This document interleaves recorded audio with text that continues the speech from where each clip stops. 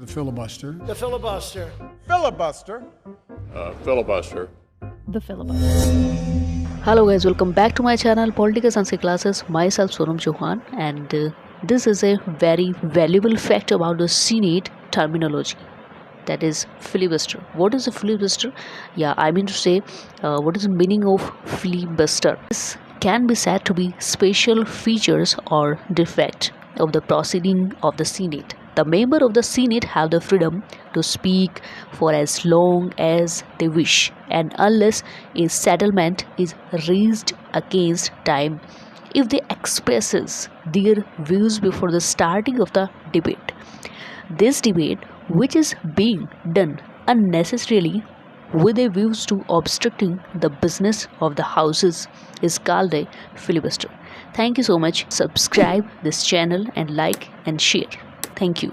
Jai Hind, Jai Bharat.